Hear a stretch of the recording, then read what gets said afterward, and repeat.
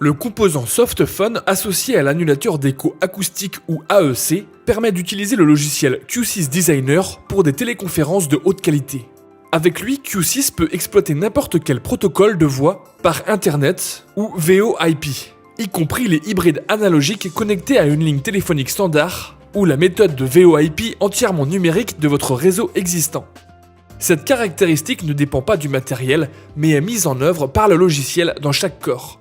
Elle ne coûte donc rien. En outre, plusieurs composants SoftPhone peuvent être utilisés simultanément, ce qui permet de créer simplement des systèmes multisalles dans un seul et même corps. Votre première étape consiste à ajouter un composant SoftPhone à votre projet.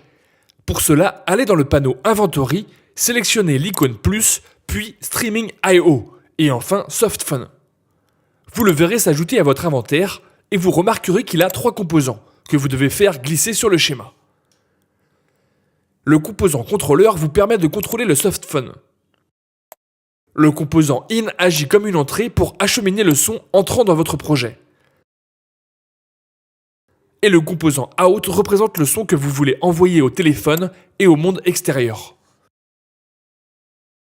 Pour simplifier les choses, connectons-les à notre corps. J'ai un micro relié à cette carte micro-ligne dans notre corps, que nous utiliserons pour parler à notre interlocuteur. Je relie juste ce microphone au composant Out.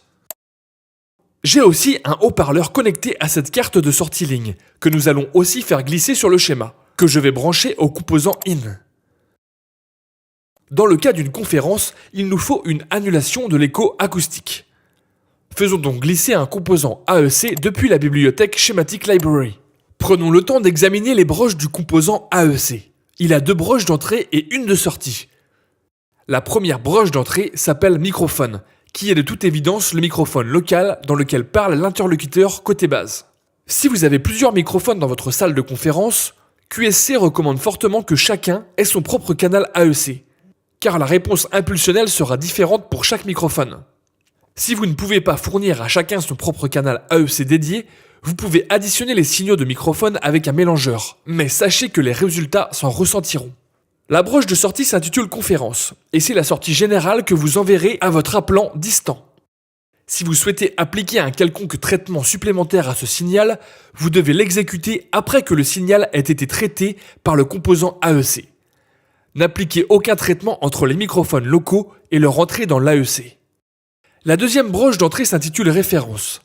Cela doit être une copie de la source téléphonique entrante, après que tout traitement lui ait été appliqué. Le signal envoyé à la broche référence doit être le même que celui envoyé à vos enceintes locales, car l'AEC utilise ce signal comme référence pour le bruit qu'il va éliminer de vos micros locaux. Si vous prenez par inadvertance ce signal avant que votre traitement ne soit appliqué, votre AEC n'a pas de référence exacte de ce qui sera diffusé par vos enceintes.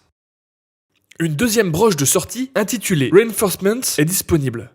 Elle s'active dans le panneau des propriétés de l'AEC en réglant sur Yes le champ Reinforcement Output. Elle n'est utilisée que pour les grandes salles, typiquement des salles de conférence ou des assemblées législatives, où vous souhaitez que le son côté base soit lui aussi amplifié par votre sonorisation locale. Ainsi, tous les occupants d'une très grande salle pourront entendre les 2 côtés de la conversation. Ce signal n'inclut pas les processus de réduction de bruit local ou de bruit de confort étudiés en section précédente. Vous ne devez pas adresser la broche de sortie conférence à vos enceintes. Je le répète, cette première broche de sortie n'est destinée qu'à l'interlocuteur distant et ne doit pas être raccordée au canaux de sortie de votre salle. Nous avons un excellent exemple de projet téléchargeable dans les fichiers de projet de secours, qui présente plus de façon correcte et incorrecte d'appliquer un traitement aux composants AEC. Revenons à notre projet de SoftPhone et appliquons ces connaissances. Je veux raccorder notre microphone local à la broche microphone de l'AEC, puis envoyer le signal conférence à notre sortie SoftPhone. Nous devrons aussi diviser le signal de SoftPhone entrant pour l'envoyer à la broche de référence de l'AEC, afin qu'il sache quel écho supprimer du signal audio final. L'étape suivante consiste à configurer correctement le SoftPhone pour fonctionner sur votre réseau, ce qui se fait dans l'administrateur. Je vais exécuter ce projet dans le corps pour accéder à l'icône de l'administrateur ici dans le coin supérieur droit. Une fois qu'un SoftPhone a été intégré à votre projet, Vous voyez un onglet de navigation pour SoftPhone ici dans l'administrateur. Ce panneau a deux colonnes, une pour répertorier les SoftPhone de votre inventaire et une pour les codecs audio. Vous devez veiller à sélectionner le bon réseau ici dans le champ interface. Votre corps a des connexions pour réseaux locaux A et B, ainsi qu'une connexion auxiliaire A et pour les plus grands modèles, auxiliaire B.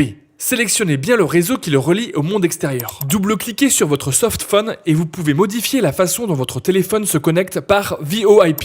Vous devez saisir votre nom d'utilisateur et votre proxy, choisir ou non de vous enregistrer auprès du proxy, et enfin saisir votre identifiant et votre mot de passe. Votre technicien informatique ou fournisseur de VoIP devrait pouvoir vous donner ces informations. Et certains fournisseurs de VoIP utilisent votre nom d'utilisateur comme identifiant. Une fois vos informations correctement saisies, cliquez sur OK et sur Update. Et vous pouvez alors quitter Administrator pour tester votre SoftPhone. Si vous double-cliquez sur le composant contrôleur, vous obtenez son tableau de bord, qui fait penser à un téléphone. Sur la droite, le pavé numérique sert à composer un numéro, ou vous pouvez le saisir dans le champ Dial String, ou encore supprimer des chiffres avec ces boutons. Le champ Progress affiche le statut actuel du SoftPhone. Le bouton DND pour Do Not Disturb bloque les appels entrants si vous ne voulez pas être dérangé. Connect appelle le numéro composé et Disconnect raccroche. Selon que votre téléphone est décroché ou sonne, ses voyants s'allument. Vous pouvez régler votre téléphone pour automatiquement décrocher après le nombre de sonneries choisies et la barre statut vous donnera des informations essentielles sur ce que fait actuellement le SoftPhone. Donc essayons cela. Je saisis un numéro et clique sur Connect. Et j'active l'écoute de contrôle par survol pour ma carte de sortie ligne afin d'entendre via la carte son du PC. Allô? Salut Patrick, c'est Nat. Salut Nat, que se passe-t-il? Rien de spécial, je montre juste le SoftPhone. Comme c'est passionnant, pour ceux que ça intéresse. Je peux y aller maintenant? Ok. Nous avons établi un système plutôt basique, mais jetons un œil à d'autres options que vous pouvez vouloir intégrer. Laissez-moi d'abord déconnecter le corps pour pouvoir changer le projet. Avant tout, je vous recommande de faire glisser un contrôleur automatique de gain dans le signal d'entrée, ainsi qu'un égaliseur paramétrique. Ça vous aidera à trouver un équilibre entre les voix fortes et les voix douces, et de façon générale à adoucir le son de l'appelant. Cependant, n'oubliez pas de réajuster le signal de référence envoyé à l'AEC. L'AEC doit prendre pour référence le meilleur échantillon audio possible diffusé par vos enceintes, afin de bien le supprimer. Donc, nous prendrons notre nouvelle référence à cet endroit, après le traitement. D'autres fonctionnalités du SoftPhone qui pourraient vous intéresser ont été ajoutées à la version 5 du logiciel Designer. La première est le contrôle de tonalité intégré que vous pouvez configurer avec le composant contrôleur statut. Il suffit d'aller dans l'onglet Tone Control et vous verrez que vous avez la possibilité d'utiliser un fichier audio du corps comme sonnerie et de choisir les sons de tonalité d'entrée et de sortie lorsque le téléphone se connecte ou se déconnecte. Pour utiliser ces fonctions, veillez à bien activer le bouton concerné. Vous pouvez également régler le gain de cette lecture et choisir entre les fichiers disponibles. Si vous souhaitez ajouter votre propre fichier, pensez à l'insérer dans le bon dossier. Dans Administrator, ouvrez l'onglet Audio File et vous verrez un dossier appelé Ringtones. C'est le dossier affecté aux sonneries. Donc ajoutez bien votre propre fichier dans ce dossier pour les rendre disponibles. Vous avez également la possibilité de désactiver les sons produits par les chiffres lors de la numérotation avec DTMF Local Playback. Si vous ne voulez pas les entendre, vous pouvez désactiver ce bouton. Enfin, plutôt que de saisir manuellement les numéros de téléphone, vous pouvez gérer des contacts. D'abord, je veux déconnecter le corps et aller dans la bibliothèque Schematic Library. Dans la section Control Components, il y a un composant appelé Contact List. Faisons-le glisser sur notre schéma. Dans son tableau de bord, vous verrez des listes différentes, mais pour les remplir, nous allons devoir retourner dans l'administrateur. Vous y verrez un onglet appelé Contact servant à saisir des coordonnées de contact. Vous pouvez le faire manuellement en cliquant sur le bouton plus et en sélectionnant Add New Local Contact List. Choisissez votre nouveau carnet et saisissez le nom et le numéro d'un contact.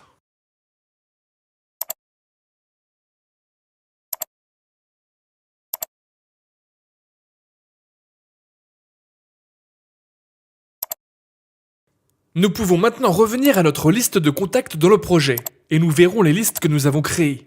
Et où sélectionner un nom affiche son numéro. Vous pouvez placer ces champs sur une UCI pour qu'un utilisateur de votre salle puisse rapidement sélectionner un contact. Mais cela ne fait qu'afficher les informations. Il n'y a pas encore de lien avec le softphone. En effet, si un schéma a plusieurs softphones, vous ne voulez pas qu'une liste de contacts les contrôle automatiquement, tous à la fois. Utilisons des broches de commande simples pour relier cette liste de contacts à notre softphone. Cliquez sur la liste et affichez sa broche de commande Number. C'est l'affichage texte du numéro de téléphone. Puis sélectionnons le composant Statut du softphone. Et ouvrons les broches de commande Call Control pour afficher le champ de numérotation Dial String. Un simple câble entre ces deux broches envoie le numéro de la liste des contacts à la numérotation du softphone. Ainsi, un utilisateur peut facilement trouver un contact, dont le numéro sera automatiquement envoyé au softphone. Il n'y a plus qu'à presser Connect.